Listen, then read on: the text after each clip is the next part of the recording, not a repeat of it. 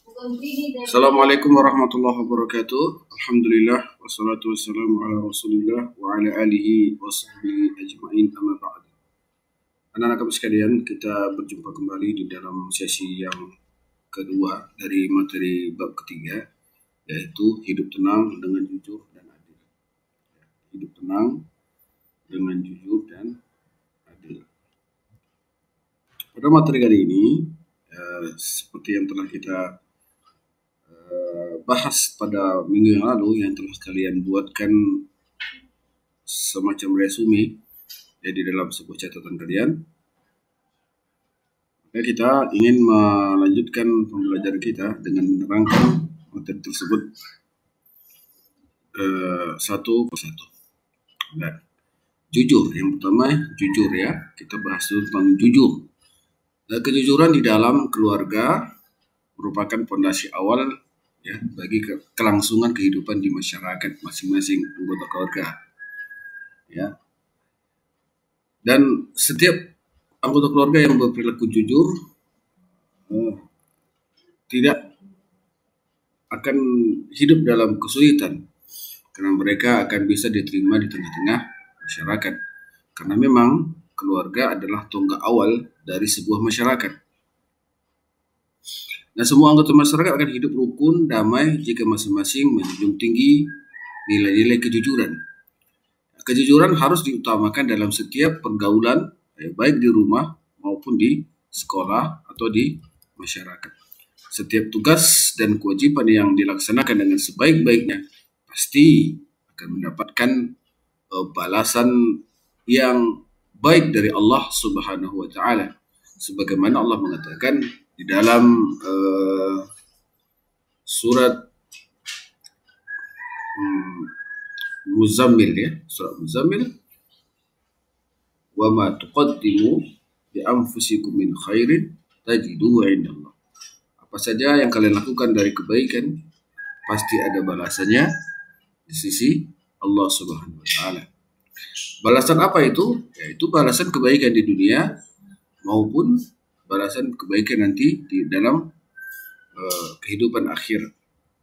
Dalam sebuah hadis riwayat Muslim, Rasulullah Shallallahu Alaihi Wasallam bersabda, seorang bendahara Muslim yang melaksanakan tugasnya dengan jujur dan membayar sedekah kepada orang yang diperintahkan oleh majikannya secara sempurna dengan segera dan dengan pelayanan yang baik, maka ia mendapatkan pahala yang sama seperti orang yang bersedekah.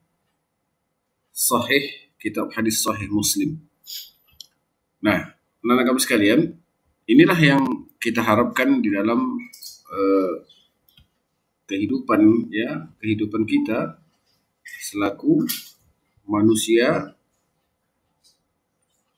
yang Allah berikan kesempatan hidup ya di dalam kehidupan ini, di mana kejujuran adalah bentuk dari perintah Allah Subhanahu wa Ta'ala yang harus senantiasa kita jaga, kita upayakan untuk senantiasa dia tegak di dalam kehidupan ini. Baik, yang kedua adil.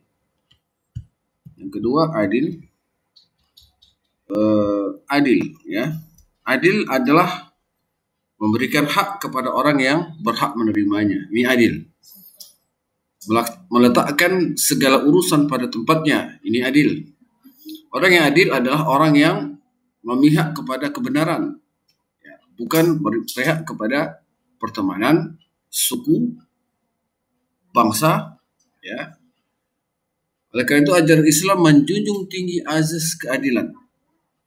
Karena dalam sebuah hadis juga Nabi mengatakan, sesungguhnya orang-orang yang berperilaku adil akan ditempatkan di sisi Allah Ta'ala di atas mimbar yang terbuat dari cahaya di sisi sebelah kanan Ar-Rahman, yaitu orang-orang yang adil di dalam menghukum, adil di dalam keluarga, dan dalam mengerjakan tugas-tugas mereka.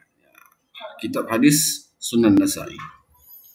Allah Subhanahu wa Ta'ala menegaskan bahwa kebencian terhadap suatu golongan atau individu janganlah menjadikan seseorang itu untuk tidak berlaku adil. Ini menjadi bukti bahwa Islam menjunjung tinggi keadilan. Artinya apa? Meskipun dengan orang yang tidak kita sukai, jika ini urusan tentang keadilan, maka seorang harus berperilaku adil di dalam kehidupan ini. Baik, kita masuk kepada dalil-dalilnya. Kita masuk kepada dalil yang menerangkan tentang perilaku jujur dan adil. Yang pertama adalah firman Allah Subhanahu wa taala, "Ya ayyuhalladzina amanu kunu qawwamina lillahi syuhada'a bil qist wa la yajrimannakum sana'anu qaumin 'ala alla ta'dilu i'dilu huwa aqrabu littaqwa." Ya, wattaqullaha innallaha khabirum bima ta'malun. Yang artinya, wahai orang-orang yang beriman, hendaklah kamu menjadikan orang-orang yang selalu hendaklah kalian menjadi orang-orang yang selalu menegakkan kebenaran karena Allah Subhanahu wa taala, lalu menjadi saksi dengan adil. Dan janganlah sekali-sekali kebencian terhadap sebuah kaum mendorong kamu untuk tidak berlaku adil, ya. Karena adil itu lebih dekat kepada takwa, dan bertakwalah kepada Allah Subhanahu wa taala. Allah Maha mengetahui terhadap apa yang kamu kerjakan. Ini terdapat di dalam surah Al-Maidah ayat yang ke-8. Ingat ya, dalil kita yang pertama surat Al-Maidah ayat yang ke-8. Ingat, itu dihafal. Nah, ayat di atas menegaskan bahwa kita harus adil karena Allah Subhanahu wa taala. Ya, kita harus adil karena Allah Subhanahu wa taala semata. Bukan karena kepentingan pribadi atau duniawi. Kepentingan pribadi di dunia harus dikesampingkan dalam menegakkan keadilan. Bagaimana jika kebenaran itu dari orang kafir? Kita harus tetap berlaku adil dan menerima kebenaran meskipun munculnya dari orang-orang kafir. Bahkan jika kita menolak kebenaran dari orang kafir, dikategorikan sebagai sebuah kezaliman. Jadi keadilan itu berlaku untuk semua, baik kawan maupun lawan. Sebagaimana Rasulullah SAW bersabda di dalam sebuah hadisnya yang artinya, hendaklah kalian bersikap jujur, karena kejujuran akan membawa kebaikan, sedangkan kebaikan akan membawa ke surga. Inna sidqa yahdi ilal birri wa innal birra yahdi ilal jannah. Itu hadis ya, hadis riwayat Tirmizi.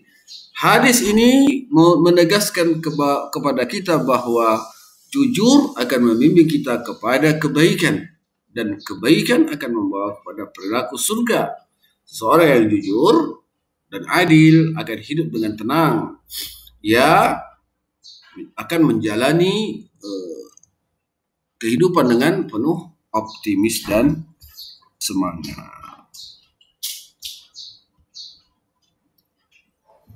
Ya, di dalam sebuah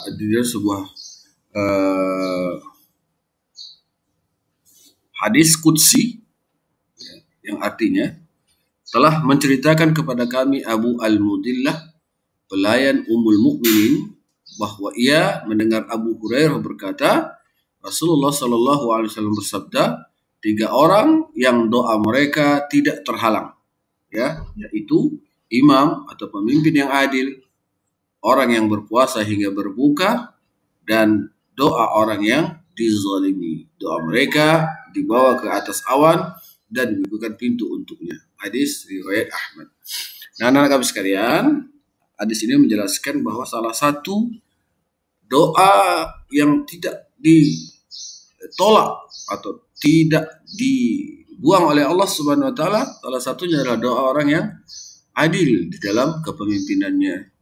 Nah, begitu pentingnya adil sehingga kita sangat diperhatikan di dalam hal ini. Bahkan Allah menjanjikan mimbar-mimbar yang mulia bagi mereka yang adil, kemudian doa-doa mereka diijabah oleh Allah Subhanahu wa taala. Baik anak kami, tadi sudah kita bacakan.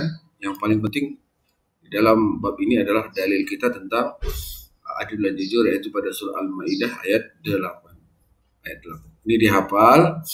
Ya ayyuhalladzina amanu kunu qawwamina lillahi syuhada'i bil qist ya wala yajrimannakum